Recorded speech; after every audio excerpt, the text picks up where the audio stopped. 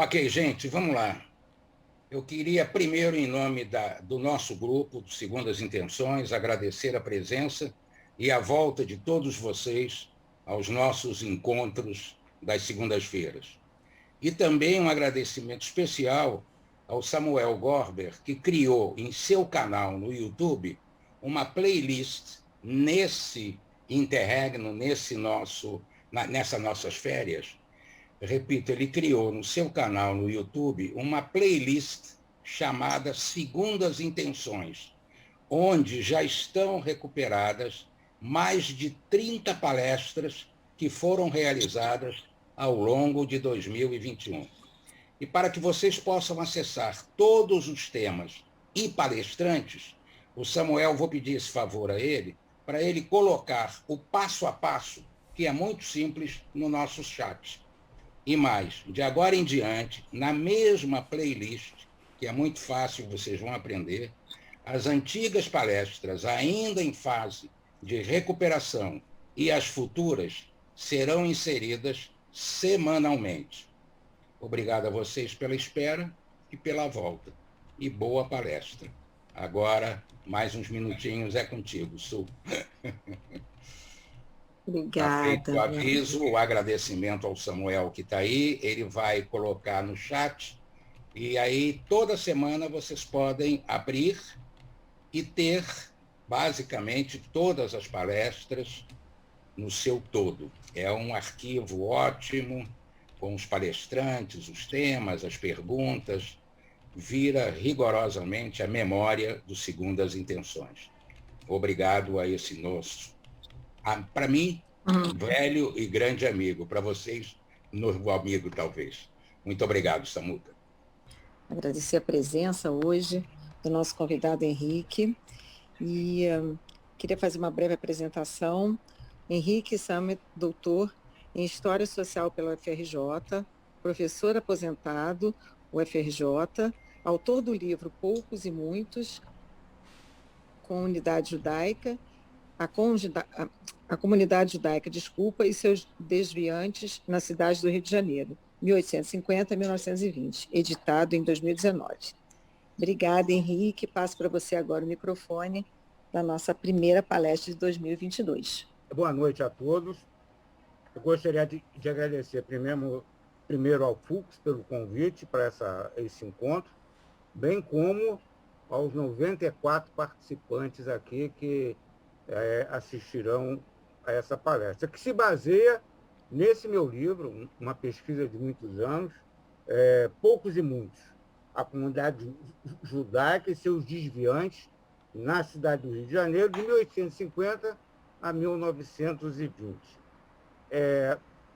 Primeira coisa, a presença, a comunidade judaica no Rio de Janeiro, hoje, os judeus e seus descendentes, os descendentes dos imigrantes, perfaz assim 0,08% da população brasileira. É uma coisa aparentemente irrelevante, se compararmos com portugueses, russos, espanhóis, japoneses, italianos. Praticamente essa presença judaica daria no antigo Maracanã cheio, 120 mil, né? Pelo menos, se chegar a 120 mil. Mas uma das características dessa presença judaica no Brasil é que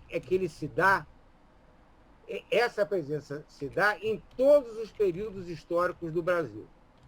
Mas eu vou me dedicar, basicamente, ao que eu chamo o início de uma presença contemporânea judaica, principalmente aqui na cidade, por inferência no Brasil.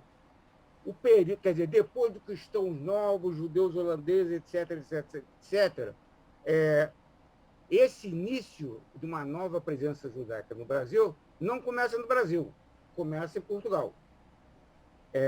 Em 1768, o primeiro-ministro de Portugal, o Marquês de Pombal, né, Sebastião José de Carvalho e Melo, prescreveu a odiosa distinção entre cristãos novos e cristãos velhos. E aí, em Portugal, acabou o medo, né, de ser judeu. Marquês de Pombal queria repovoar, na verdade, Portugal de judeus, porque via neles uma possibilidade de desenvolvimento econômico, etc. Isso, em tese, tornava possível a presença de judeu não só em Portugal, como no Brasil. Né? Em 1774, quando todas essas disposições foram jogadas no lixo,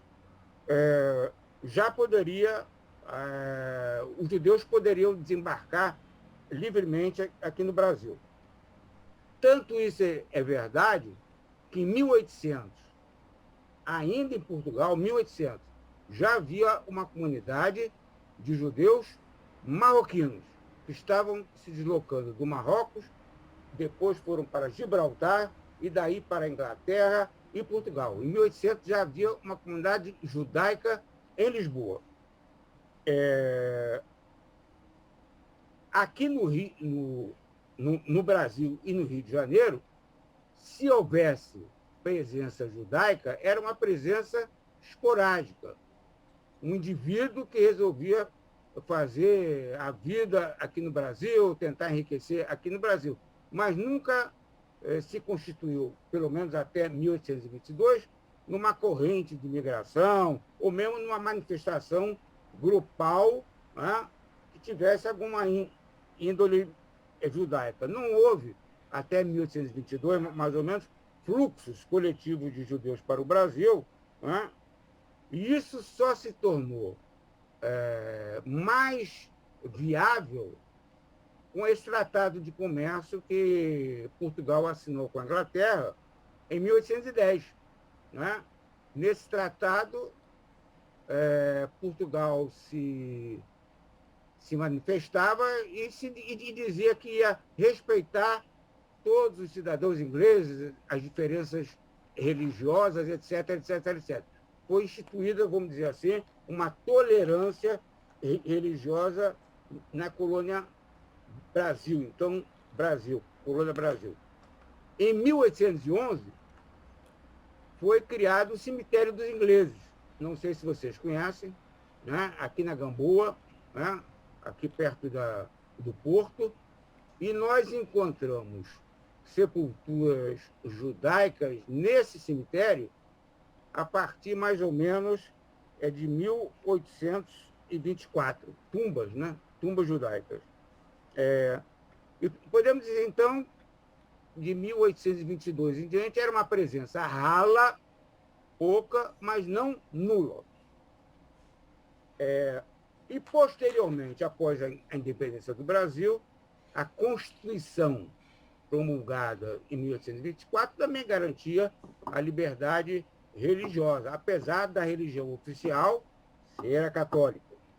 E aí surge essa imigração marroquina para a região norte do Brasil, que provavelmente deve ter começado ainda no fim do século XVIII. Né? E foi uma migração espontânea, sem incentivos governamentais, e que se ampliou principalmente depois da independência. Muitos consideram essa imigração como exótica, né? Marroquinos indo para a Amazônia, para a região norte, uma região considerada de difícil povoamento, etc. Mas não é. Na verdade, isso não é crível, porque essa imigração marroquina se deve a fatores modernos, a conflitos modernos que se manifestaram tanto no Marrocos, que foi a expansão colonial, espanhóis, franceses e mais tarde alemães, lutando pelo domínio da região, né? E o desenvolvimento dos meios de transporte, navios, linhas de navegação, cruzando o Atlântico, etc. Em 1845, eu consultei nos jornais da região, em Belém do Pará, em Manaus, começa a aparecer, usualmente, a denominação desses judeus marroquinos como hebraicos. Aparecem os hebraicos. Era a definição desses judeus marroquinos se dava pelo nome de hebraicos. E eles apareciam em todo tipo de notícia. Disputas, brigas, agressões, agredidos, vereança, casa comercial, marketing, e uma série maior com essa comunidade que se estabeleceu lá no norte do país, na Amazônia, né? O casal Wolff, eles examinaram 455 processos de naturalização, principalmente de marroquinos, lá no Arquivo Nacional, e desses, 141 se referem ao século XIX, que é o que nos interessa no momento. E desses processos, 141 processos, 46, de 141, 46 processos de marroquinos se referem àqueles que iam se estabelecer, saíram do Marrocos para se estabelecer aqui na cidade do Rio de Janeiro. E eu encontrei nesses documentos 26 passaportes, né? Assinados por cônsules da França, da Espanha, de Portugal, cônsul brasileiro no Marrocos, em Gibraltar, todos eles mencionando que o destino do viajante era o Rio de Janeiro. Agora, convenhamos, não haveria lógica do judeu marroquino se deslocar para o Rio de Janeiro, descer pelo Atlântico Sul, para depois subir para a Amazônia. Quer dizer, quando a pessoa se deslocava para o Rio de Janeiro, era a intenção de se estabelecer no Rio de Janeiro. E já existiam linhas de navegação ligando Gibraltar, Cádiz, Lisboa, com aqui o norte do país. Se esse judeu marroquino queria vir para o Rio de Janeiro, ele se deslocava para o Rio de Janeiro e ficava aqui.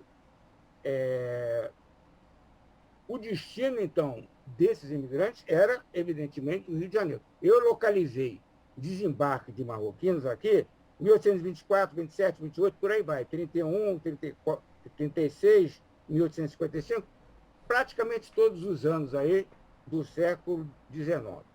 E há uma tradição oral, sem nenhuma base factual, da União Israelita, não sei se vocês conhecem, Shel Gemilut Hassadim, né? Aqui no Rio de Janeiro, uma tradição oral que eles tiveram uma sinagoga, aqui na cidade do Rio de Janeiro, na década de 40 do século XIX. E eles falam, ficava na Praça da República, esquina com o Senhor do Espaço. Primeira coisa, no Império não tinha Praça da República, evidentemente. Quer dizer, isso foi uma atualização de uma informação lá de trás. Mas eles mantêm, eles se consideram como descendentes, como provindos originários desse minyan, né? Que na verdade não era sinagoga, era um salão alugado, provavelmente.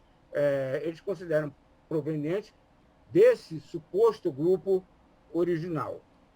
E eu encontrei um indício de que talvez essa suposição aparentemente sem base da União Israelita Shel Gemilut Hassadim, que é composta de descendentes dos judeus marroquinos, que foi o desembarque aqui no Rio de Janeiro de um chamado hebreu, Salomão Abraham Pariente, que era um marroquino provindo de Portugal, quer dizer, marroquino foi para Portugal, depois veio para cá. E que depois, bem mais adiante, ele se auto-intitulou e foi intitulado rabino de uma das chamadas sinagogas marroquinas que se formaram aqui no Rio de Janeiro. E reforça essa hipótese de uma presença autônoma de marroquinos aqui no Rio de Janeiro, porque lá no norte, os marroquinos que para lá se dirigiram, muitos deles enriqueceram, primeiramente com as chamadas drogas do sertão e mais tarde com o comércio da borracha. E os que vieram para cá, para o Rio de Janeiro, nos processos de naturalização, todos eles se declaravam vendedores ambulantes, paupérrimos. Quer dizer, há uma diferença de status socioeconômico entre esses judeus que se estabeleceram na Amazônia e esses que se estabeleceram no Rio de Janeiro. Em 1968, a Alliance Israélite Universelle, que era uma entidade francesa que cuidava dos interesses de uma série de comunidades judaicas espalhadas pelo mundo, contava, né, aqui no Rio de Janeiro com 11 contribuintes de origem marroquina. Eles chamavam comunidade marroquina e citavam seus nomes. Quer dizer, havia aqui presença marroquina em 1868.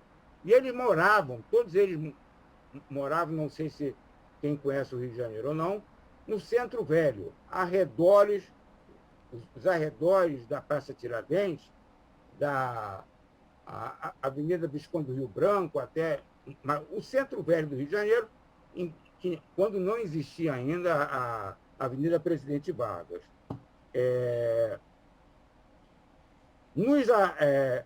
A partir de 1870, os chamados escravos de aluguel, né, que trabalhavam muitas vezes nas ruas da cidade como vendedores ambulantes, passaram a ser substituídos, em muitos casos, por estrangeiros. Né? E aí começa aquela nominação, né, desses vendedores estrangeiros como turcos da prestação. Né? Entre 1873 e 1889, eu localizei, por exemplo, 12 marroquinos que pediram licença na prefeitura para comerciar, comércio ambulante, evidentemente, roupas feitas, fazendas, objetos de armarinho, etc. E deve-se levar em conta que muitos nem pediam licença. Faziam isso ilegalmente, com risco de serem presos, de pagar multa, etc. Nos arquivos, ainda da União Israelita, Shel Gemilut Hassadim, são nomeados como diretores da sociedade 19 dirigentes, né, de provável origem marroquina. No entanto, essa sociedade nunca foi legalizada. Era uma sociedade informal. Né? E esse nome, União Israelita Shel Gemilut Hassadim, a partir de 1900, desaparece. É como se essa sociedade deixasse de existir. Por isso, eu reafirmo, a comunidade dos judeus marroquinos do Rio de Janeiro tem uma origem autônoma. O deslocamento de judeus marroquinos da Amazônia para o sul só vai se dar na crise da borracha, que aconteceu a partir de 1913. E já antes já havia muitos judeus marroquinos aqui no Rio de Janeiro. Em 1888, aparece uma outra sociedade, uma dissidência, parece, de uma sociedade também marroquina, que se intitulava Sociedade Israelita do Rito Português.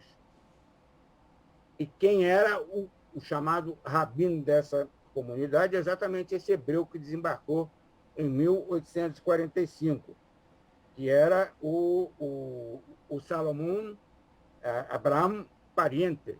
Eles tinham uma sociedade na Rua da Alfândega, 349, 358, e mais tarde abriu uma outra sinagoga também aqui na Rua da Carioca.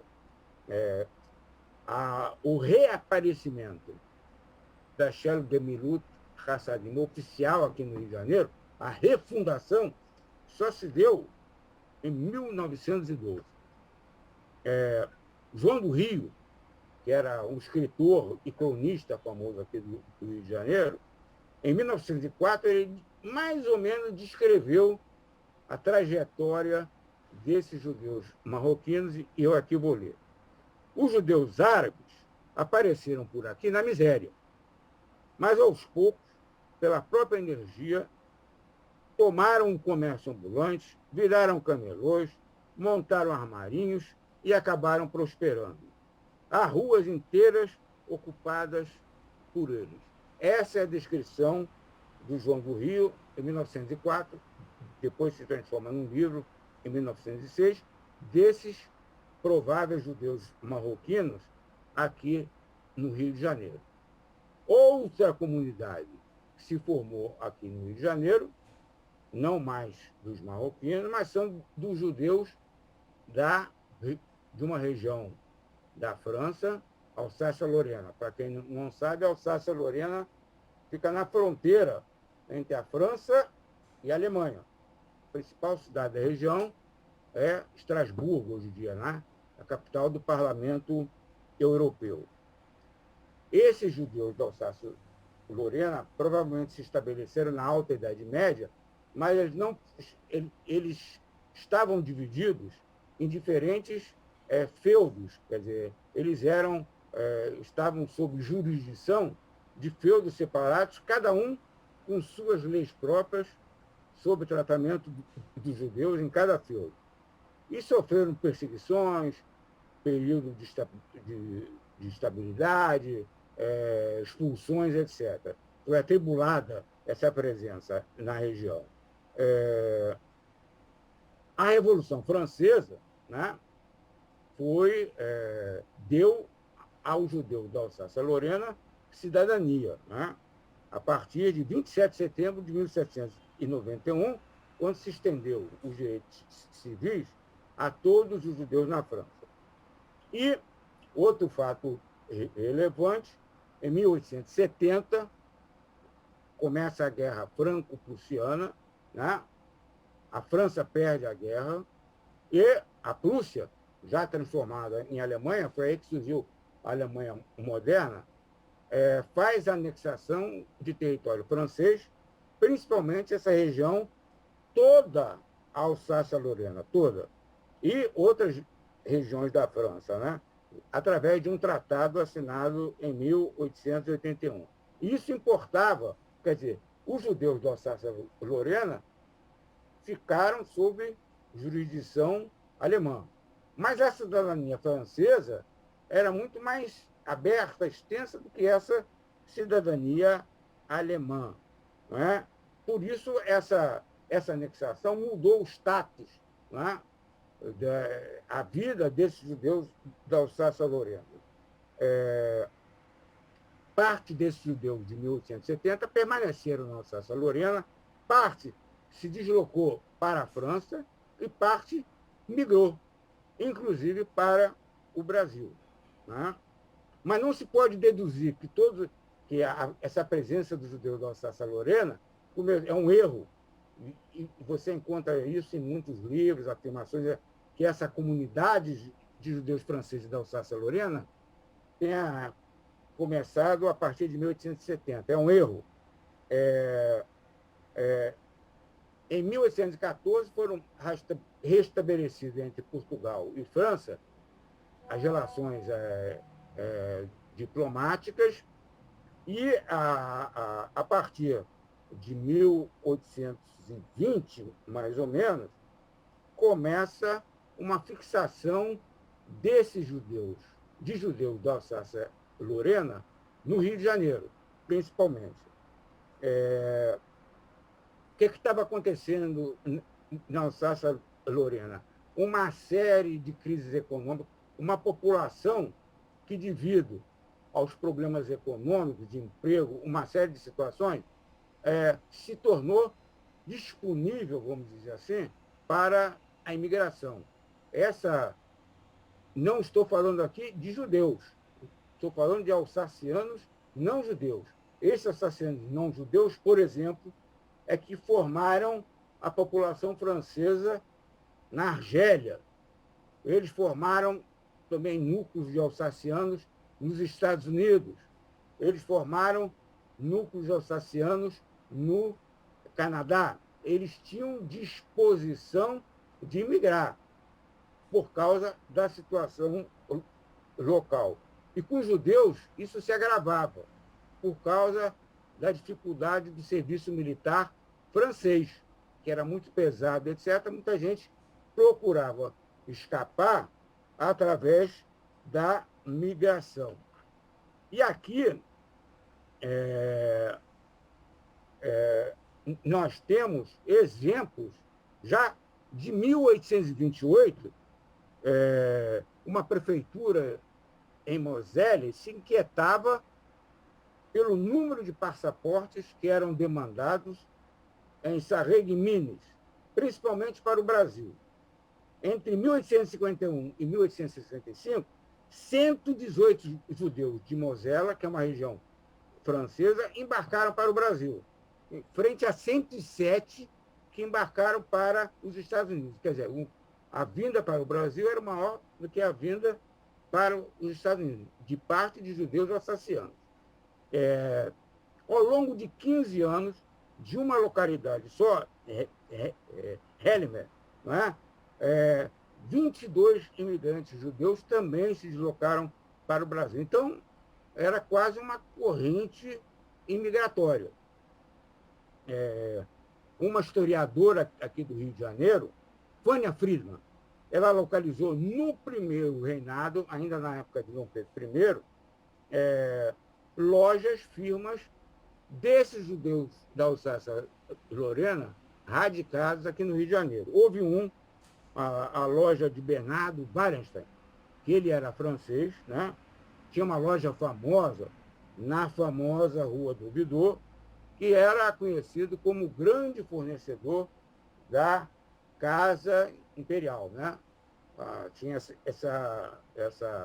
ele se designava como tal. E existia uma fofoca que a esposa dele manteve relações com o nosso imperador Dom Pedro I.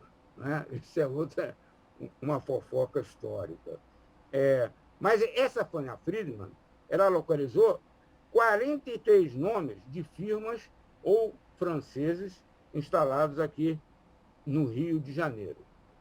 Nesse período, quer dizer, eu chamo o período antes de 1870, já havia uma comunidade de judeus franceses aqui da Alsácia-Lorena. E são esses franceses, esses judeus franceses da Alsácia-Lorena, que empreenderam as primeiras iniciativas comunitárias, coletivas, conhecidas aqui no Rio de Janeiro. Em 1859 e em 1865. A de 1865 era mais conhecida, que foi o anúncio do jornal de uma primeira reza coletiva para o Yom Kippur, num salão alugado na cidade. Mas eu descobri algo que antecede essa data. Em 1860, um jornal francês, editado aqui no Rio de Janeiro, Courrier du Brésil, em 7 de outubro de 1860, anunciava a composição da diretoria da Société Israélite de Bienfaisance para o biênio de 1860 a 1861. Quer dizer, se havia uma sociedade beneficente judaica aqui no Rio de Janeiro, como corolário, devia existir já uma massa crítica de judeus que justificasse a existência dessa sociedade. Outra constatação era que, novamente, a Aliança Israelita Universal, de 64 até 1870, inscreve quem são seus doadores aqui no Rio de Janeiro, e, nesse período de 64 até 70, nomeia 38 nomes de judeus franceses aqui estabelecidos, sem repetição de nome. Quer dizer, então, há margem para se afirmar que existia uma comunidade judaica de franceses da Alsácia-Lorena, aqui no Rio de Janeiro, bem antes de 1870. E eles assumiram, são esses judeus franceses que assumiram destaque aqui no comércio do Rio de Janeiro. E a eles se atribui, vamos dizer assim, o refinamento de gosto da elite brasileira, né? Eles eram os vendedores dos afamados produtos de Paris, lojas com costureiras francesas, judias francesas, eram donos de óticas, de joalherias e também de casas de penhores. Essas costureiras também vendiam roupas e tecidos, todos eles originários da França. Chama atenção, agora, as cidades de Campinas e Pelotas, uma no Rio Grande do Sul, outra em São Paulo. Não sei se é do conhecimento aqui de vocês, essas cidades são conhecidas por piadas pejorativas a respeito de seus habitantes, né? Fazem muitas piadas em relação à presença de gays, né, em Campinas e de gays em Pelotas, né? Existem muitas piadas aí que rolam por aí. Por que isso? Justamente nessas cidades existia essa concentração de judeus franceses da Alsácia-Lorena, não é? Eles eram assim uma espécie de representantes, né, do refinamento francês aqui no Brasil. Possivelmente, essa atuação, essa presença dessa comunidade já aqui no Brasil é a razão da fundação, em 1870, da primeira sociedade legalizada, uma organização beneficente judaica, né? Que é a União Israelita do Brasil, né? E a coincidência de 1870 com a Guerra Franco-Prússia não é mera coincidência. Provavelmente foi criada essa organização justamente para atender os problemas que estavam surgindo com esses judeus da Alsácia-Lorena. Eu digo o seguinte: a vinda de judeus da Alsácia-Lorena pós 1870 para o Brasil e Rio de Janeiro se deve a esse núcleo já existente. Esse núcleo é que garantiu e que criou pré-condições para a imigração desse pessoal que chegou aqui no Rio de Janeiro a partir de 1870. E não se dirigiram, por exemplo, para os Estados Unidos ou para o Canadá ou mesmo para a Argélia. Essa União Israelita se chamava União Israelita do Brasil. Chamava-se União Israelita do Brasil, mas fundamentalmente composta por esses judeus franceses da Alsácia-Lorena. Só muito mais tarde que vai se agregar alguns judeus marroquinos, etc.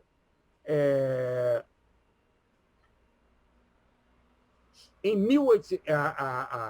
foi organizada essa União Israelita do Brasil foi organizada em 1870 e ela foi oficializada por decreto imperial em 1873. Né? E ela se propunha a congregar os judeus da cidade, a beneficência, dando ajuda aos judeus necessitados em forma de alojamento, alimentação, tratamento de saúde, internação em caso de doença, bem como enterro dos sócios. A ajuda só seria válida para judeus com mais de 3 meses de estadia na cidade. Esse quesito indica que eles estavam recebendo migrantes vindos da França e garantia que eles permanecessem aqui no Rio de Janeiro para receber ajuda. E seriam admitidas também, nesse benefício, senhoras israelitas. Houve um único encontro realmente determinado de Dom Pedro II com os dirigentes dessa comunidade, deu-se, na verdade, em 1803, em 1873, uma audiência que Dom Pedro deu para os dirigentes da União Israelita do Brasil, e o tema era abrir um cemitério judaico aqui no Rio de Janeiro. Né? Mas tem muitas informações, eu acho que é quase uma lenda urbana, né? Sobre esse encontro de Dom Pedro II. Fala-se que ele chegou falando hebraico, todo posudo, né? E nenhum dos dirigentes da União Israelita entendeu o que ele estava falando, porque ninguém falava hebraico nesse encontro. Depois, pós-1870, houve uma série de atividades em que esses judeus da Alsácia-Lorena tiveram, vamos dizer assim, uma participação política ativa. Né? Primeiro, logo após a guerra, se fez uma imensa subscrição foram nomeados aqui 500 e tantos franceses que doaram para uma campanha para ajudar as vítimas dessa guerra franco-prússia. E, dentro desse grupo, né, eu localizei mais de 50, num primeiro relance, de judeus, mais de 50 judeus da Alsácia-Lorena. E esses judeus franceses também mandaram cartas para a Assembleia Constituinte Francesa, fazendo questão de permanecerem franceses. Petições, né? 28 judeus franceses mandaram uma carta para a Assembleia Constituinte pedindo para permanecerem franceses. E houve seguidas petições, e se você ver a listagem, há uma presença majoritária desses judeus da Alsácia-Lorena. Inclusive, se formou aqui uma entidade de pessoas provenientes da Alsácia-Lorena, sem nomear se eram judeus ou não, mas cujo diretor da organização também era um judeu da Alsácia-Lorena, que tinha o sobrenome de Dreyfus. Em 1876, um dos diretores dessa União Israelita do Brasil, está dando microfonia aí, fez gestão no Ministério do Império, novamente, para ter um cemitério num terreno dele, na Rua da Alegria, em São Cristóvão. Inclusive, a Aliança Israelita Universelle ia preparar uma doação a respeito, mas esse projeto não se concretizou. Tudo isso, né, mostra que essa presença era razoável, era uma comunidade mesmo, judaica aqui na cidade do Rio de Janeiro. E esses judeus da França, de 1860 a 1880, eles se destacaram na defesa de outras comunidades judaicas espalhadas pelo mundo, principalmente aquelas que eram dos interesses do governo francês, Tânger, Marrocos, Argélia, Tunísia, etc. A Aliança Israelita Universal começou a executar uma ação transnacional a respeito. E, não sei se vocês estão a par, alguns historiadores têm um certo despeito por esses judeus da Alsácia-Lorena. Aceitam que eles foram importantes para a economia do Rio de Janeiro, etc., mas quando se trata de uma presença judaica, houve um que disse que eles eram mais franceses do que judeus, o que é um equívoco. E eu vou provar isso. 10 anos Reduz um pouco. Em 1881, instituiu-se aqui no Rio de Janeiro, na colônia francesa, a comemoração do 14 de julho, né? A data nacional francesa. Isso prosseguiu em 1881, 82 e 1883, um jornal francês, editado aqui, falou que estava havendo muita confusão na comissão organizadora desse evento, né?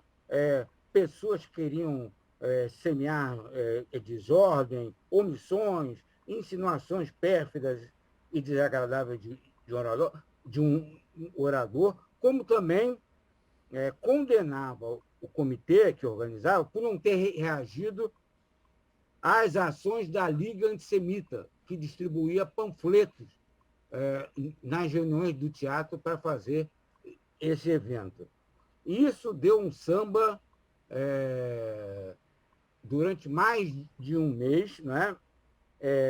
Estava um jornalista francês escreveu que ninguém precisava da Alsácia-Lorena, então houve protestos assinados, a maioria deles por 25 judeus, outros protestos por 50 judeus da Alsácia-Lorena, condenando esse jornalista, que, na verdade, eles queriam tirar esses judeus da Alsácia-Lorena das comemorações. E aí, com essa reação, com esse processo, no final houve um acordo, mas,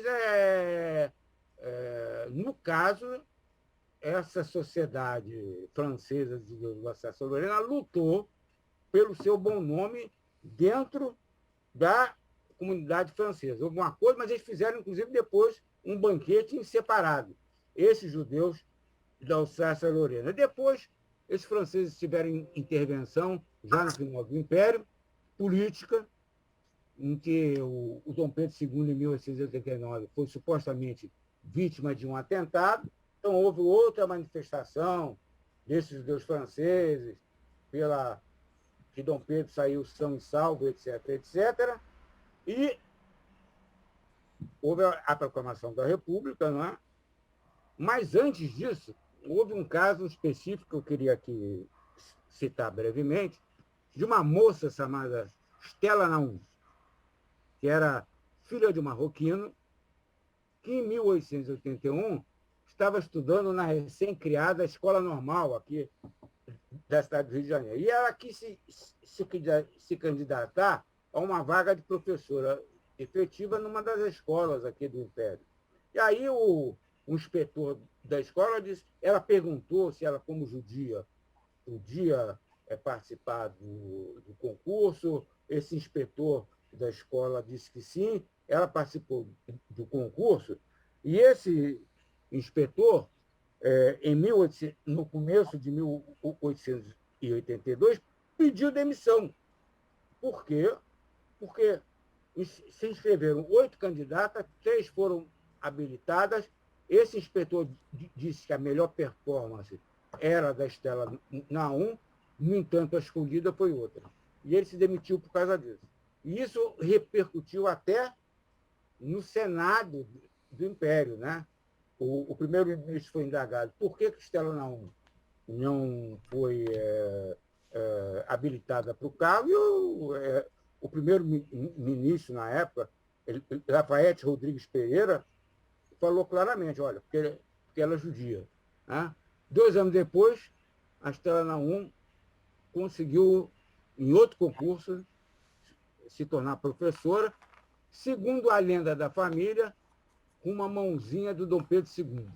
Não sei se isso é verdade, mas a família conserva essa tradição. Então é o seguinte, esses 2 franceses foram, vamos dizer assim, espertos. Na colônia francesa, eles eram republicanos, porque a República se afirmou na França contra monarquistas, contra a Igreja Católica, etc. A palavra república só entrou na Constituição francesa em 1875. E a bancada republicana só se tornou majoritária na Assembleia Francesa em 1878. E aí foi possível as reformas laicas, né? As escolas laicas francesas, tudo isso apareceu depois dessa consolidação de uma bancada republicana. E houve, então, e aí é interessante, essa associação, né, entre judeus e república, como se um complementasse o outro. E essa é a origem distante do caso Dreyfus, em 1895. Uma luta contra a República, que se resolve numa disposição antissemita, no caso Dreyfus. Os judeus eram reticentes com relação à República, que a Associação Comercial do Rio de Janeiro fez um manifesto apoiando a proclamação da República, e nos 145 nomes que assinaram o manifesto, só aparecem 2 nomes judaicos, José Falcaim e Mark Roosevelt. O pessoal estava meio cabreiro em relação a essa proclamação da República. E depois foi se esvaindo essa liderança francesa, e essa entidade permaneceu existente até 1907, e depois essa presença francesa desapareceu. Eu pergunto, eu não conheço nenhum descendente dessa comunidade original aqui no Rio de Janeiro. Nenhum descendente desses judeus franceses, principalmente da Alsácia-Lorena. Eu vou ter que ser muito rápido agora, não vou poder nem chegar à metade da minha dissertação, mas vamos lá. Em 1881, você deve estar ciente, começou, em virtude do assassinato do czar, né, Alexandre II, começou na Rússia, né, uma onda antissemita, e que deu origem a uma migração em massa da população judaica da Rússia ou para a Europa Ocidental, ou para a Europa Central e para as Américas. Isso teve repercussão nos judeus que moravam aqui no Rio de Janeiro, que, inclusive, organizaram lista de doações com 32 nomes em 1882, que remeteram para Londres, para auxílio desses judeus russos. E, desde então, já na República, começou a aparecer a ideia de uma migração judaica vinda da Europa Oriental, desses judeus russos. Né? Isso foi combatido desde o início por jornais, principalmente jornais católicos. Há um jornal chamado Brasil, porta-voz da Igreja Católica, em 21 de abril de 1891, emitiu diatribes contra os judeus de maneira escancarada e falava que era contra a vinda de 32 mil imigrantes judeus prometidos ao Brasil. Quer dizer, provavelmente o jornal estava repercutindo tratativas que houve de um judeu vienense, um jornalista, Oswald Boxer, né, com Deodoro da Fonseca para a vinda de imigrantes aqui para o Brasil. Depois houve o golpe de Floriano Peixoto, e aí Oswald Boxer morreu de malária em São Paulo e se perdeu essa tentativa. E outro indício de uma certa movimentação aqui na cidade do Rio de Janeiro foi que, entre 1889 até 1910, houve a fundação de 7 novas sociedades beneficentes, 1895, 96, 98, 1902, 1907, 1910. Por que isso aconteceu? Se a população judaica era pequenininha, por que tantas sociedades beneficentes? Uma explicação possível, eu acho que é a mais factível, é que de 1891 a 1897, aqui teve uma epidemia de febre amarela, né, que atacou principalmente os estrangeiros na cidade. Presumo que essa proliferação de sociedades beneficentes para enterro, auxílio aos doentes, né, etc., decorre dessa situação sanitária. O momento de mudança na estrutura demográfica judaica só sucedeu em 1910, com a fundação do Centro Israelita do Rio de Janeiro. Em 1910, aparece no Diário Oficial a lista dos seus 40 fundadores, a maioria deles já não são franceses, já não são marroquinos, e sim judeus provenientes da Europa Oriental. A maioria deles da Bessarábia. Há um momento na história aqui da comunidade em que prevaleceu essa presença de judeus da Bessarábia, principalmente entre 1910 e 1920. E agora eu entraria numa discussão mais picante, que era a presença do terceiro segmento, que não são marroquinos, nem são esses judeus franceses da Alsácia-Lorena, mas que era do segmento judaico ligado ao meretrício e ao lenocínio. Mas eu acho que o tempo é curto. Eu acho que eu vou interromper aqui. O que você acha, Fux? Deixa eu abrir o microfone. Eu acho que a gente pode abrir para as perguntas, porque certamente as perguntas vão te dar a oportunidade de você desenvolver em função de cada pergunta, em função do que aconteceu. É uma proposta, e se todo mundo aceitar, eu peço que cada um, então, levante a mão ou clique para fazer a pergunta e a gente vai dando voz a todo mundo.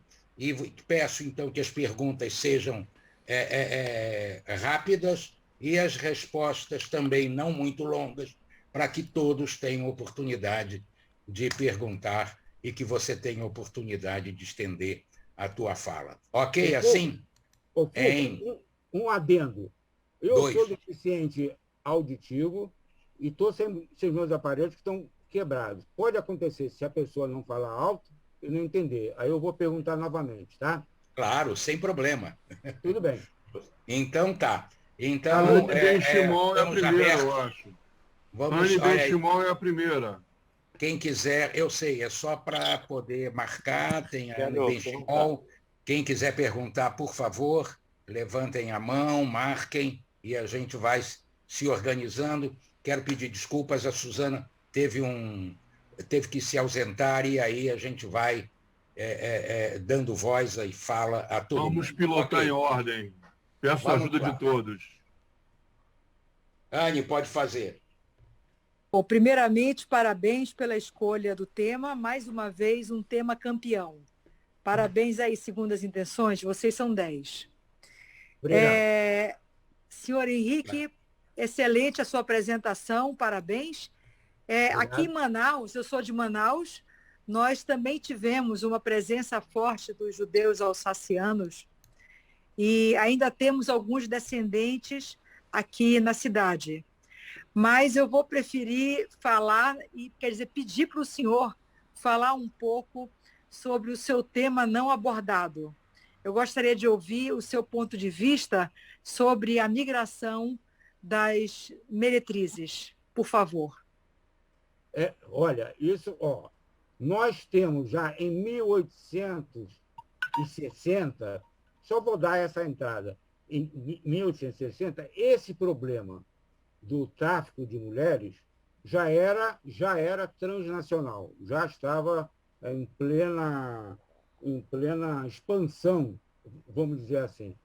E há referências ao desembarque de meretrizes judias, as primeiras, desembarcaram aqui 130 e pouco, 67 ficaram no Rio de Janeiro, outras tantas se deslocaram para Buenos Aires. Quer dizer que nós temos essa presença desde 1867. E isso vai ser, praticamente, vai ser uma presença que vai se estender até a década de 60 do século XX, né? A presença tanto de mulheres no meretrício, de mulheres de origem judaica no meretrício, quanto a presença de traficantes, também de mulheres. Só que eu queria chamar a atenção por uma singularidade bem carioca, bem... Enquanto a gente se refere, por exemplo, ao Semigdalo, né? Lá na Argentina, como uma organização mafiosa, e é verdade, era mafiosa, dirigida só por homens. Havia 400 sócios em 1930, quando ela foi desbaratada, sócios masculinos, e 20 sócias femininas que já não eram meretrizes, já eram cafetinas. Lá era assim. Aqui no Rio de Janeiro, desde 1898, se fundou uma sociedade beneficente e religiosa israelita somente de mulheres, que durou pouco tempo, durou meio ano, depois foi reaberta, vamos dizer assim, se reinstaurou em 1906, e a presença feminina foi marcante. Então, a pergunta que se deve fazer é por que na Argentina foi assim, homens, uma predominância masculina no gerenciamento, a sede lá da Triguidala era sede também de transações, etc. E tal. E aqui, todas essas sociedades femininas, durante todo o tempo da sua existência, tiveram consentimento e ajuda da polícia. Há relatórios elaborados em 41, 42, 50, por um investigador judeu, que era encarregado do setor judaico do DOPS aqui, né? Da entidade que é antecedente. Oi, Leia. Essa é a diferença entre o que aconteceu em Buenos Aires, parece que é igual, mas não é. Aqui, essa sociedade permaneceu, vamos dizer assim, não teve nenhuma intervenção. Aliás, foi até ajudada, né, pela polícia. Eu vou explicar por quê. Posso prosseguir? Responde a Anne, então. Responde a Anne para dar chance aos outros. Não, só para fechar aí. É que aqui, em Buenos Aires, o meretrício era legalizado. Os bordéis também. E ser dono de bordel era uma atividade reconhecida. Aqui no Rio de Janeiro, nem o meretrício era legalizado e nem era reconhecido. Podemos dizer que havia uma tolerância extralegal. E a polícia aqui, no Rio de Janeiro, desde 1879, adotou como política deportação de cárceres, né? Não deixar formar um núcleo dirigente assim, de cárceres aqui no Rio de Janeiro, que, na minha opinião, isso é uma hipótese minha, eles foram obrigados, por deportação, etc., a delegarem muito da gerência dos negócios às mulheres. Então, aqui no Rio de Janeiro, houve um caso singular de um segmento dessas atividades de mulheres teve uma ascendência enorme. Tanto é que no cemitério de Inhaúma, 85% dos túmulos são de mulheres, 850 e tal. E os túmulos de homens, só 150. Por quê? Eu acho que há essa explicação. A presença feminina nessa atividade, aqui no Rio de Janeiro, foi marcante. E foram essas mulheres fortes que tinham força econômica. Eu tenho exemplos de muitas delas. Elas que levaram adiante foram as líderes dessas associações durante todo o tempo. Uma foi presidente da sociedade em 1906, em janeiro de 1907 foi expulsa do Brasil como cafetina. Não, meretriz não era expulsa quem era considerada agenciadora de mulheres. Acho que eu respondi em parte para não prolongar mais essa resposta. Bom, boa noite a todos. Mais uma vez, você fala da onde, Flávio? Da onde você fala? De que cidade? Eu falo de Natal. Eu sou de Manaus, mas moro em Natal. Eu estou atualmente presidindo o Centro Israelita do Rio Grande do Norte. A minha pergunta é com relação às judias que chegaram ao Brasil e aqui foram prostituídas. Eu tive no meu mestrado aí na Cândido Mendes, no centro da cidade. Eu fui aluno da professora Lená Medeiros de Menezes. Então, foi minha professora também. Foi tua professora, né? Também. Eu tenho o livro, a obra dela, Os Indesejáveis.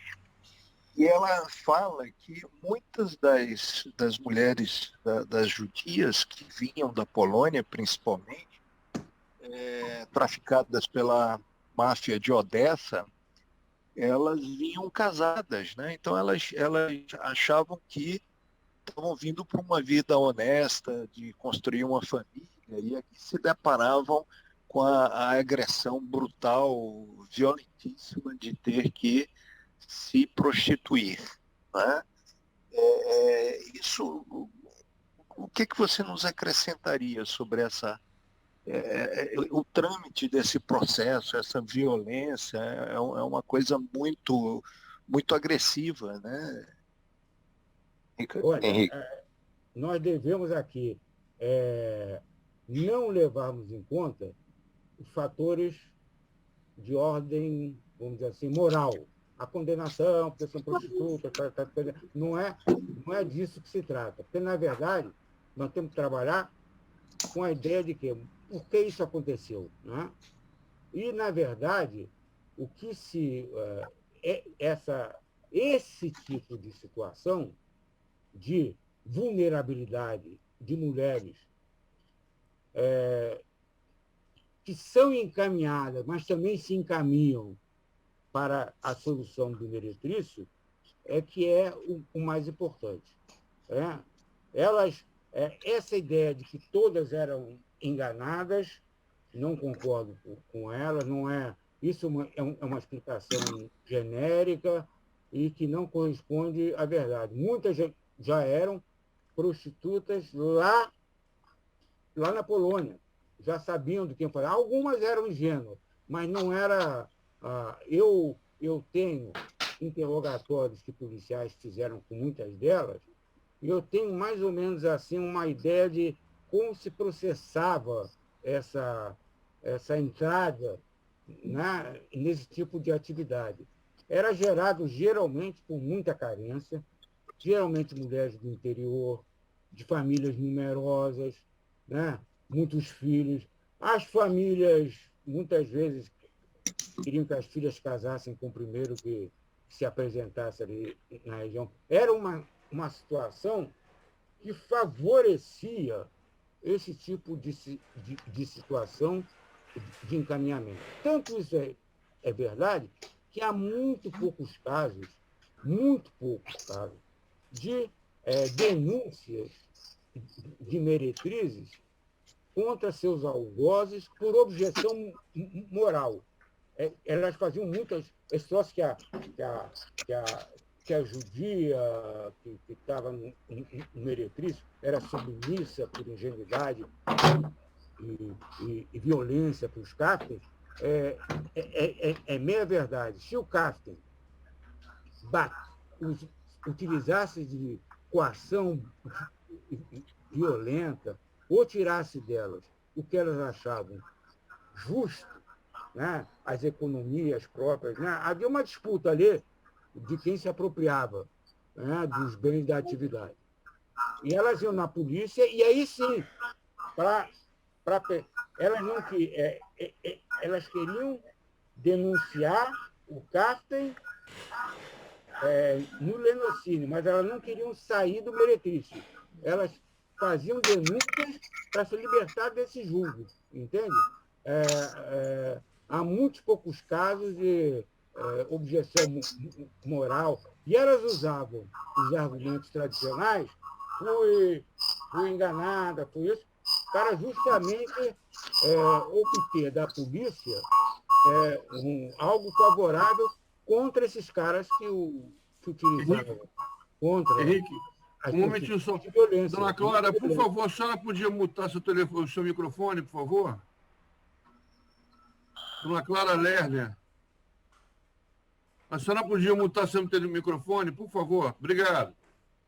E Estela Garber também, se possível. Nós temos que tomar... Posso falar? Pode falar, por favor. Nós temos que tomar em conta, hoje em dia, vamos pegar hoje para não...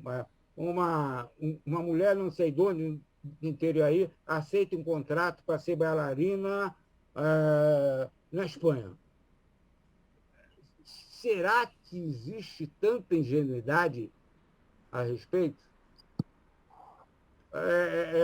Às vezes, essas mulheres, por carência, elas começavam em situações caseiras a, eventualmente, exercer o meretrício, um ganho uma vez ou outra, do eventual para o fixo. Elas tinham conflitos familiares, a família brigavam com a família, queriam sair de casa. Elas se tornaram vulneráveis a propostas tentadoras. Aparecia o cara lá, prometia mundos e fundos, já havia uma disponibilidade mental para essa aventura, né? Quer dizer, não é só uma questão de coação. Não existe nenhum tipo de atividade que só a coação funciona. Tem outras mediações no meio disso que têm que ser explicadas, expostas. Não era só a violência que explica o tráfico de mulheres. Até hoje, não é isso. Todas essas mulheres são vítimas. São vítimas de sua própria situação socioeconômica, política, etc. E é por aí que a coisa começa. Ok. Samuel, é você. Samuel Gorber. Eu localizei na revista Caras e Caretas que a Migdal, lá em Buenos Aires, como era uma atividade, vamos dizer assim, legal, tinha um casarão na Cage Florida. Você, dentro das suas pesquisas, desses interrogatórios policiais aqui no Rio, localizou alguma batida que eles tivessem dado aqui num local específico da Migdal, no Rio? Que, em 1930, como decorrência do que aconteceu na Argentina, que a Migdal foi desbaratada, né? Aí alguns dos integrantes vieram para o Brasil, fugiram, né? Na verdade, para o Brasil. Aí surgiu uma meia explicação, a polícia vai se movimentar, mas a polícia, basicamente, sabia e dirigia o negócio. Eu vou dizer a verdade para você. A polícia tinha perfeita ciência do que acontecia. E vou dizer por quê. Em 1910, né, houve o primeiro embate, uma manifestação da comunidade judaica, que não tinha nada a ver com o tráfico, né, com essas pessoas que se ocupavam do tráfico, mulheres e homens, quando esse pessoal organizou, eu acho que era uma festa judaica, e que eles saíram da sinagoga deles e deram a volta com a Torá no quarteirão.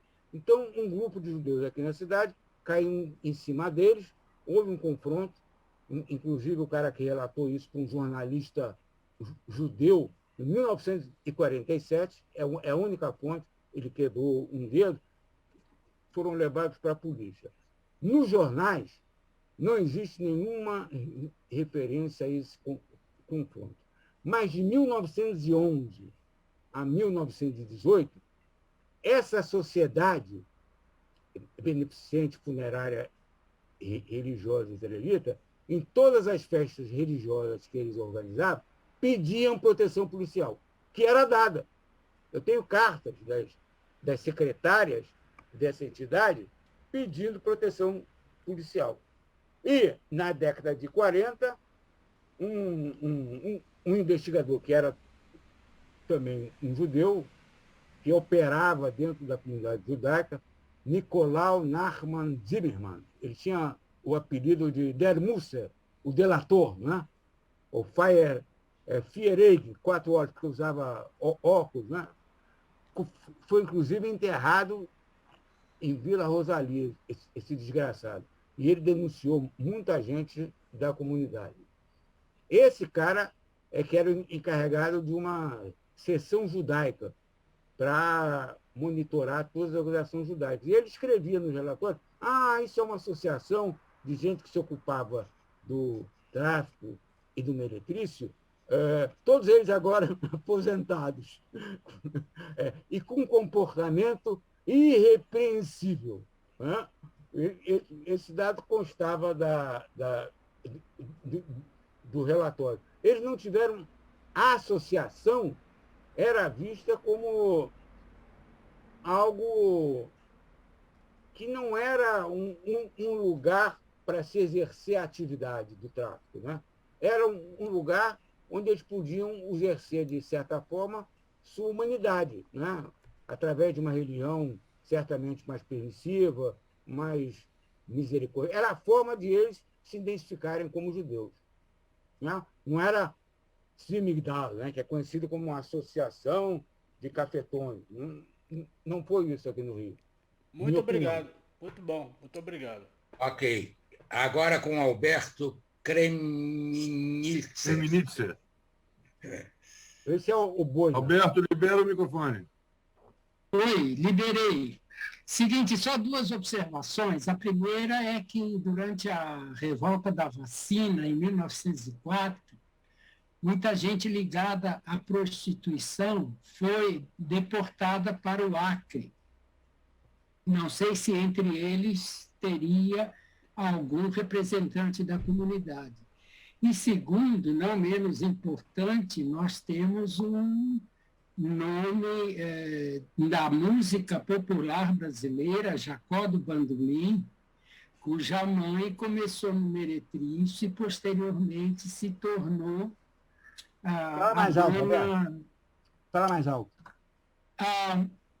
Estou falando a respeito da mãe do Jacó do Bandolim, que começou no meretrício e se tornou posteriormente dona de um negócio, coincidentemente na Travessa do Mosqueira, na Lapa, onde eu frequentei com muita assiduidade, porque meu avô morava, acredito eu, que em anos posteriores.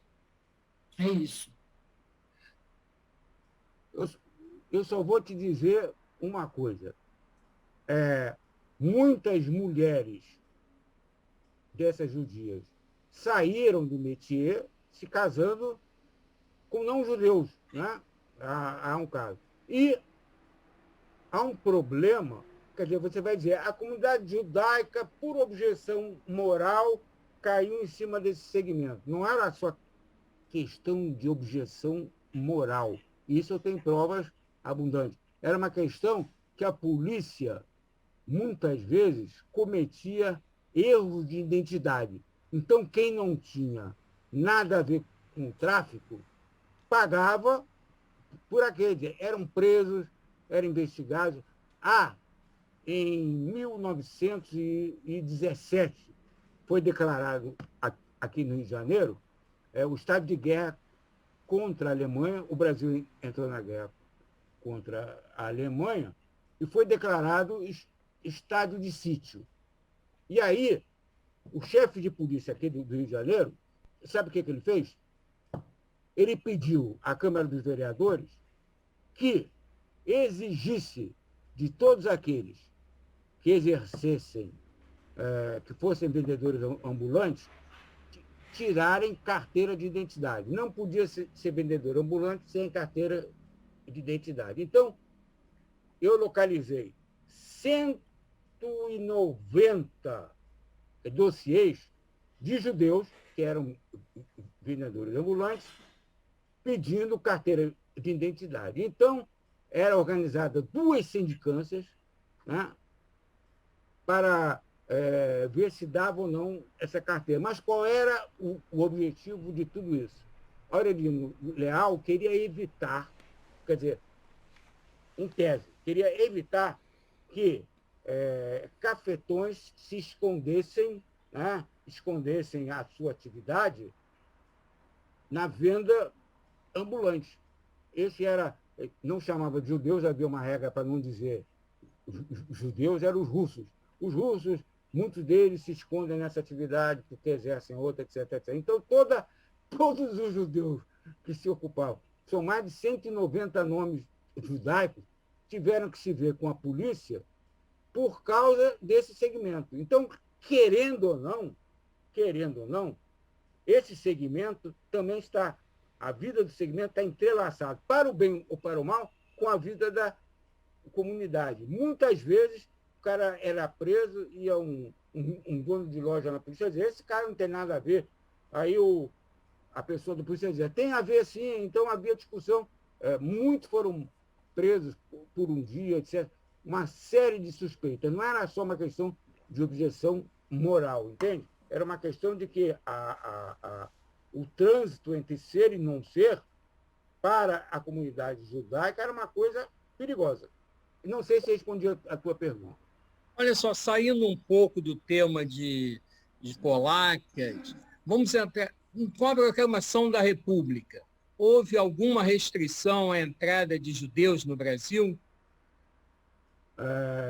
Houve negociações, né, para a entrada de judeus. Essa negociação promovida por Oswald Boxer com Deodoro da Fonseca. Aí Deodoro da Fonseca foi deposto pelo Floriano Peixoto. Floriano Peixoto organizou deportações assim, de 34 pessoas acusadas de Kafkas. Olha, em 1893, no estado de sítio. Todas elas judias, todas. Só para começar, entrando e saindo do assunto. Foi uma época de estímulo à imigração, né? A grande nacionalização, etc, etc, etc. Mas havia sempre algum tipo de oposição no jornalismo, por exemplo, à vinda de imigrantes judeus. Foi desde 1899, a entidade do Barão Rias já estava em negociação no Rio Grande do Sul para as colônias agrícolas judaicas, etc. Havia, de um lado, intenções, né, de absorver judeus, mas também se caracterizava, em certas áreas, oposições assim, muito fortes à presença judaica, em nome... Os jornais católicos eram um nojo, o que eles falavam dos judeus. Era um nojo. Uma pessoa que defendeu a presença dos judeus aqui no Rio de Janeiro foi o nosso embaixador lá nos Estados Unidos, o Joaquim escapou. Havia prós e contras, né, a presença judaica, mas os jornais católicos quando eles falavam disso, era uma nojeira mesmo, era uma questão, os judeus são isso, aquilo, diabo, era uma coisa assim. Usavam os jargões antissemitas que estavam vigentes na Europa, etc. E tal. E quero te dizer, a partir da Primeira Guerra, houve permanentemente situações que visavam dificultar ou a entrada ou, vamos dizer assim, uma permanência tranquila de judeus aqui no Rio. Nos processos de naturalização, eu tenho mais de 2.500 processos, eu baixei, de naturalização de judeus, desde 1914 até 1939. Desde 1919, há instruções para criar dificuldade para a entrada de russos. Na verdade, não eram russos, eram de judeus russos, e polacos também, através da identificação deles com a Revolução Comunista. Isso permaneceu de 19 a 22, arrefeceu um pouco em 1926, até 30 prosseguiu, e em 1936, depois da intentona comunista, novamente apareceu. Há uma série de situações não conhecidas, mas que visava impedir ou dificultar a entrada ou estadia de judeus no Rio de Janeiro. Né? No Rio de Janeiro ou no Brasil, né? A nacionalização era geral. E no grupo estão colocando o nome do embaixador, Joaquim Nabuco, seria esse? Joaquim Nabuco, esse mesmo. Ele era a favor. É um dos caras que escreveu a favor. Exatamente. É a idade. Mireille? O Henrique, esse estudo que o Henrique fez aí da naturalização, ele me enviou do meu avô. Ele localizou a do meu avô, a nacionalização brasileira do meu avô, e me mandou. E a da minha avó, eu sei que o Fábio Koifman está presente, quem me mandou foi o Fábio. Então, eu tenho a naturalização brasileira do meu avô e da minha avó dentro do meu computador, graças ao Henrique. Olha, pelos sobrenomes aqui, eu estou vendo que eu tenho muita chance de enviar processo por aí. Fala aí, Henrique, amanhã tua caixa postal vai lotar de pedidos. Tu só vai fazer isso a partir de amanhã, você vai ganhar 109 pedidos. Organize uma lista, por favor. Mireille, você, por favor. Obrigada, Moisés. Boa noite, senhor Henrique. É muito interessante a sua fala. E eu tinha curiosidade, dessas mulheres, existem descendentes vivos? Tem traços delas? Deles? Sim. Olha, se existe, não é... Eu diria o seguinte, eu encontrei, não agora, né? Eu encontrei descendentes de gente que estava no meio, que se tornou muito conhecida. Um dirigente aí do Ministério da Fazenda, muito conhecido, recebeu, não agora, recebeu prêmio, etc., mas ele nunca abriu o jogo. Ninguém se orgulha, vamos dizer, ou tem coragem, que é o mais importante, para se declarar ou para se afirmar como descendente, mas certamente existe. Tem muitas histórias que você está conversando com a pessoa e o interesse da pessoa indica alguma coisa que a gente não sabe o que é. Né? Alguém me disse, alguém começa uma série, que são informações assim, que a gente tem de... Sabe-se alguma coisa. Né? Mas o mais importante é o seguinte, o cemitério dela não tem visita de parentes, ao que me consta. Quer dizer, isso é que é triste. Né? Isso é que é triste. Eu acho que o mais triste, senhor Henrique, é que isso ainda existe no mundo. Prostituição e tráfico de mulheres até hoje existe. Nem se fala. Quer dizer, a gente pode entender o ontem, inclusive no nosso meio, pelo hoje. Sim. Eu sempre afirmo isso, né? E cá entre nós, olha, vou fazer um desafio. Nesses grandes processos imigratórios, que se deu no fim do século XIX, começo do século XX, italianos para os Estados Unidos, irlandeses para os Estados Unidos, judeus para os Estados Unidos. Todos esses grupos de imigrantes tiveram suas máfias étnicas. Todos. Com certeza.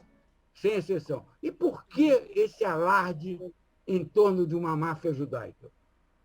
Porque é como se fosse algo... É uma boa pergunta. Singular. Né? O singular é o alarde, como se fosse uma coisa só judaica. Não é, foi geral. Um grande processo imigratório de gente pobre, necessitada, precisando sobreviver. É isso que acontece. A gente vê nas migrações forçadas, hoje em dia, mesmos processos parecidos, né? Tomara, e acho que eles dão para esse tipo de comércio um novo título, que aí fica chique, entende? Mas rádio agora.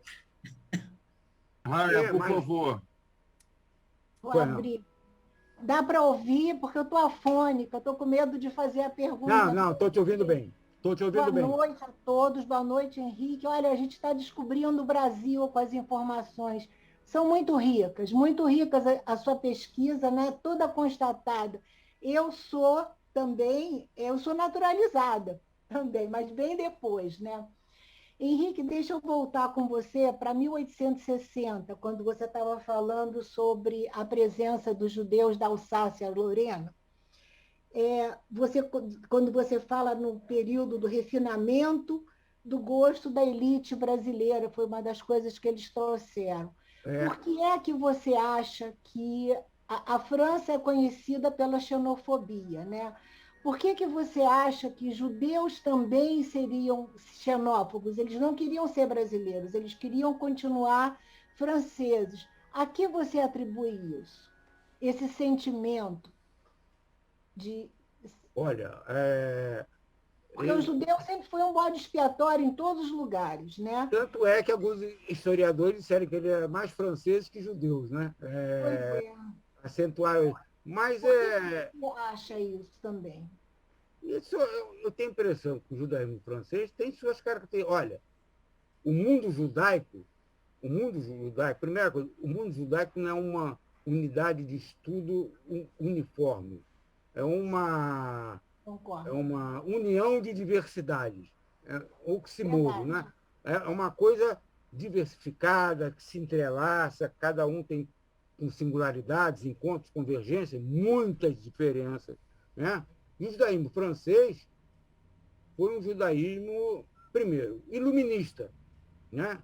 Eles são produto da Revolução Francesa, principalmente, né? E eles tinham um certo orgulho chauvinista disso, né? O francês dele era o francês do sujeito do país desenvolvido falando com o subdesenvolvido. Não era muito diferente, não, entendeu? Um orgulho de ser francês e facilidades também, porque o ser francês abria muitas portas aqui no Rio de Janeiro, entendeu? Do ponto de vista de comércio, uma série de situações que essa posição, né, facilitava relações. Muitos deles eram joalheiros, se tornaram famosos como joalheiros, frequentavam a alta sociedade, iam para Petrópolis. O João do Rio diz, olha, esses dos franceses, eles vão passar férias em Petrópolis, quer dizer, estão com a burguesia, alta burguesia brasileira, né? E eles não dão atenção para os seus co-irmãos pobres, né? Não mantêm, não fazem, como é feito na Europa, não fazem beneficência para os seus irmãos necessitados. Isso são as palavras de João do Rio. É uma... Mas perfeito, né? Perfeito. Vamos lá, agora é o Paulo Cerqueira. Muito boa noite. Oi, boa noite. Consegue me ouvir bem? Estou ouvindo. Professor Henrique, muito boa noite. Shalom. Fui seu aluno na UFRJ. Saudade das suas aulas. Professor, eu queria perguntar se, nesses movimentos migratórios de judeus vindos de Alemanha, França, Rússia, Argélia, eles viam o Brasil como um ponto de parada mesmo, ou se viam que o Brasil era uma porta para as Américas e daí depois procurar Estados Unidos, Uruguai, Argentina? O que o senhor acha? Não, essa situação de Brasil ser uma porta aberta só se tornou característico a partir de 1920. Por quê? Porque Estados Unidos, Europa, todos eles fecharam a porta. O único país que manteve a porta aberta, que não instituiu o sistema de cotas para a imigração, foi o Brasil.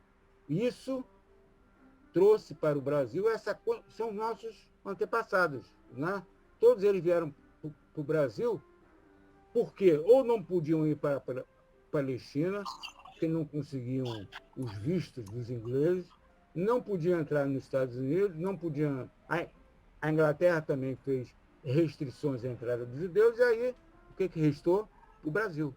E o grande afluxo de judeus da Polônia, principalmente, na década de 20, foi essa situação. Então, o Brasil restou sendo a única solução para a necessidade de migrar.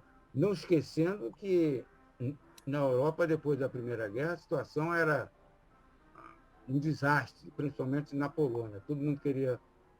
Inclusive, depois da guerra, houve toda uma ação econômica antissemita na Polônia. Em 1923, os judeus saíram da Polônia para ir para Israel e para o Brasil também. Para os Estados Unidos entraram, mas poucos, por causa do sistema de cota. E muitos estavam no navio que estava indo para a Argentina, aí conseguiu descer aqui e ficou. Também houve muitos casos clandestinos. Olha, esse trânsito entre países foi entre esse segmento do tráfico, o que eles viajavam entre Brasil e Argentina não está no gibi, desde o século XIX. Um trânsito incrível. Era navio diariamente, para você ver lá a lista, nomes conhecidos, etc. Era assim, uma mobilidade espacial, uma coisa espantosa. Acho que eu respondi, tentei responder. Beto, agora. Uma pergunta simples. O senhor falou que, além da prostituição, existia tráfico, a comunidade judaica fazia tráfico. Tem algum produto específico que a comunidade agenciava esse tráfico? Está falando de contrabando? Contrabando, tráfico não, contrabando. Foi uma das atividades que muitas delas, cafetinas, prostitutas, elas paralelamente se dedicaram a isso. Assim, mas algum produto específico, não? Tecidos, joias, o que pudesse trazer na mala vindo do exterior, né? Eles se dedicavam também paralelamente a essas atividades. A partir de 1910, mais ou menos, você encontra muito disso. Gente que é acusada de contrabando que está dentro do segmento, entende? Do segmento E havia... E também é verdade, havia muitos dessas pessoas que eram suspeitas de serem cafetãs, que se ocupavam mesmo, por exemplo, de venda ambulante de joias, né? E a venda ambulante de joias também caracterizava membros da comunidade judaica que não tinham nada a ver com isso. Imagina a confusão que se fazia, né?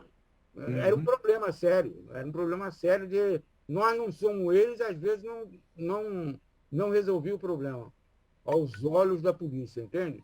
Era uma dificuldade concreta, né? Isso só vai suceder essa diferenciação só vai se manifestar. Antes disso, nunca houve. Né? Havia até coisas contrárias. Essa sociedade de mulheres que foi fundada em 1898, a imprensa apresentou essa sociedade como representativa de toda a comunidade judaica do Rio de Janeiro. É como um segmento, né, abarcasse toda a comunidade, o que não é verdade.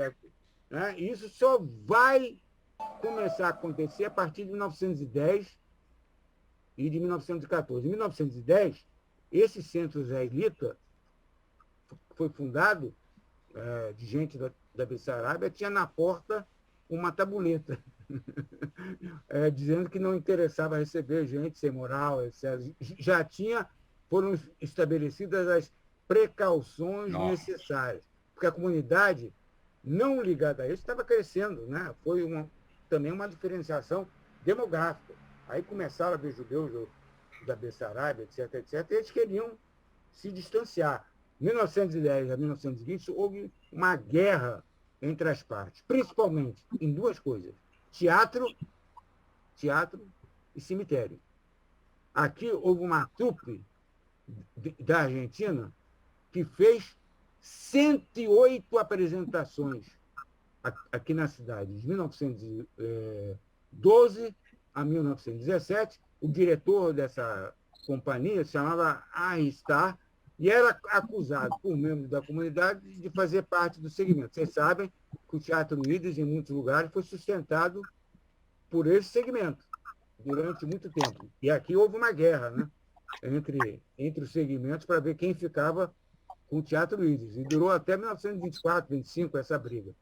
Mas esse Arristar, ele conseguiu contratar Maurício Moscovitch. Você sabe quem é o Maurício Moscovitch? Alguém sabe dele? Já ouvi falar.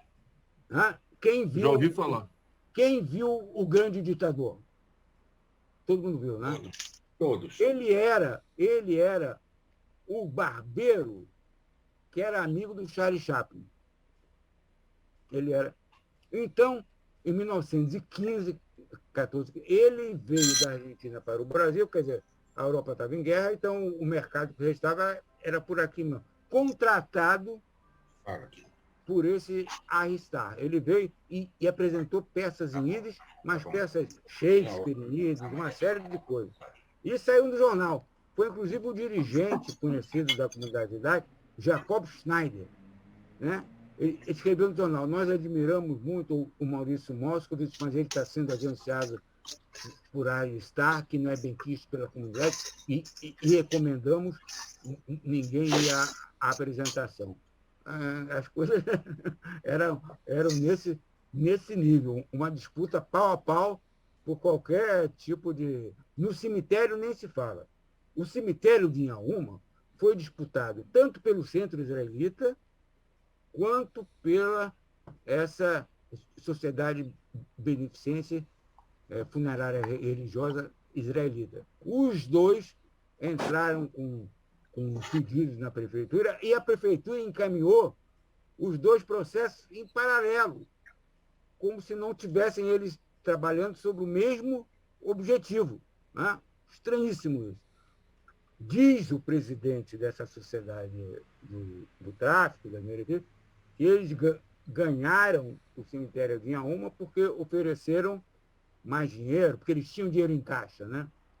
A comunidade era pobre, não tinha, eles realmente tinham mais oportunidade de oferecer.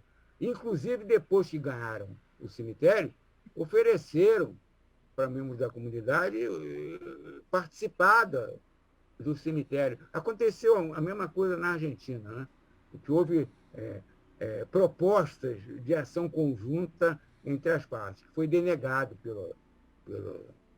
pela comunidade, lá e cá. O Mauro tem uma pergunta agora, né, Mauro? Tem.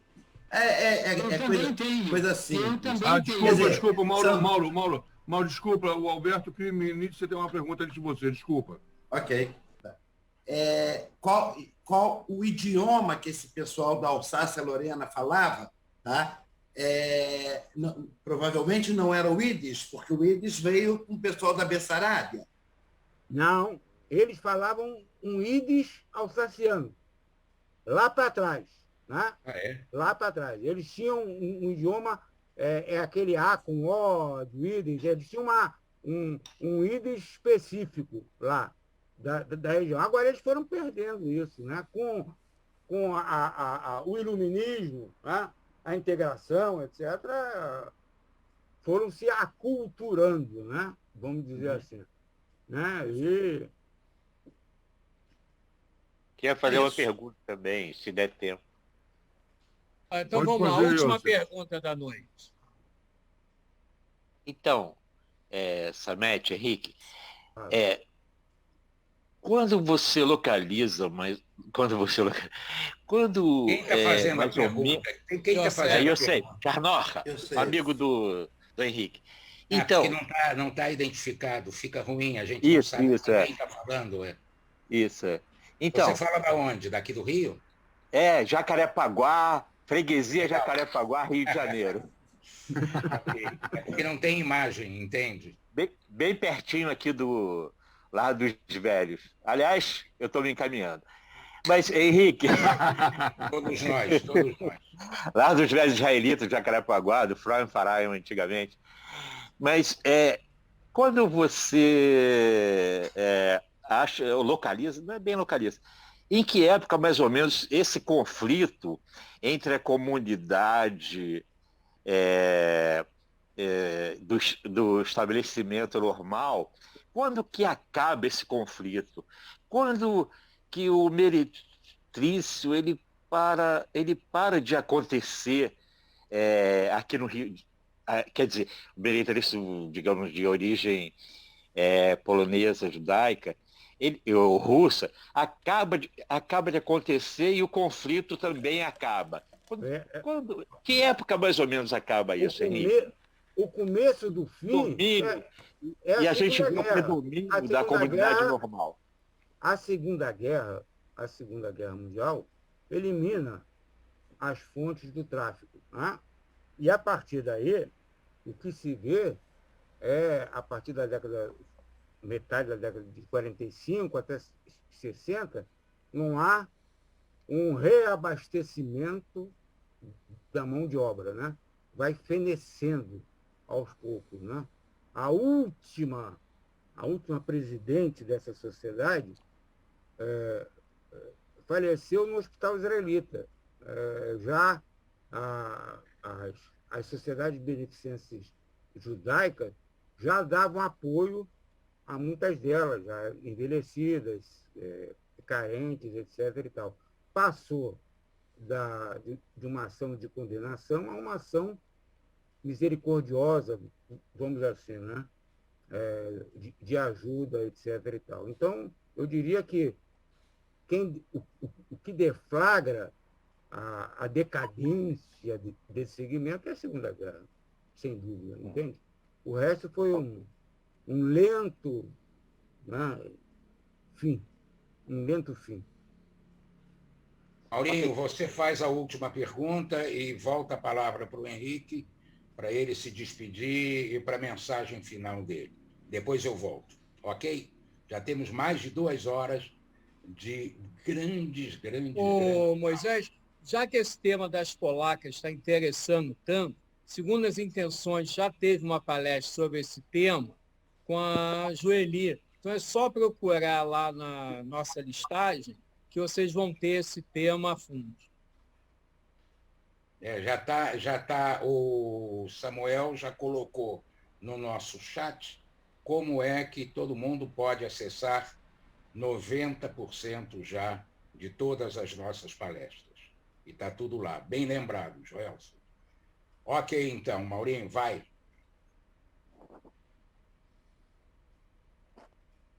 A mão estava levantada sem querer. Não tem pergunta mais, não. Então, alguém ainda para a última pergunta da noite? Se não, a palavra é do Henrique para suas considerações finais. Eu só pediria para colocar o endereço do site no chat. Já está no chat, já está. Samuel, põe de novo, por favor. Tá, ele bota para todo mundo clicar. Tem todas as palestras lá, todas as que já conseguimos recuperar. Inclusive das polacas. Claro. Que é da Kushner. Da Kushner. Ok. Exatamente. Ok, então está colocado. Samuel, Samet, é com você a palavra final e depois eu volto. Ok. A palavra final é bem curta. Queria agradecer a atenção dispensada, né? E voltaremos brevemente, se for possível. Agradeço a participação de vocês, o interesse. E é isso. É isso. Tenho o maior prazer em compartilhar essas pesquisas e tal sobre a comunidade judaica do Rio de Janeiro. E o nosso objetivo é exatamente trazer temas os mais variados e agradecer o que vocês fazem pelo grupo. Por favor, dona Clara. Bom, ficou. Ok, então, gente. Vou para a próxima. Nossa próxima convidada é uma frequentadora habitual de nossas casas, só que pela TV. Seu nome, Leila Sterenberg, jornalista e âncora dos telejornais da Globo News. Seu nome, Leila Sterenberg. Leila vai nos contar um pouco de suas heranças judaicas, seus relatos de família, de suas visitas à terra de seus antepassados, como a Bessarábia, tão falada hoje, Romênia e Polônia, e vai nos falar também de seu documentário Cartas da Bessarábia e de sua emoção ao participar e produzir reportagens sobre a marcha da vida e também sobre a série documental Além da Guerra. Por favor, dona Clara, por favor, com sobreviventes do Holocausto. Um encontro de pura emoção sobre jornadas judaicas desde seus tempos de Kinderland. Tão jovem. Não percam, segunda-feira próxima, dia 24, esse encontro com a jornalista Leila Sterenberg. Fiquem conosco sempre às segundas. Muito obrigado e até a próxima.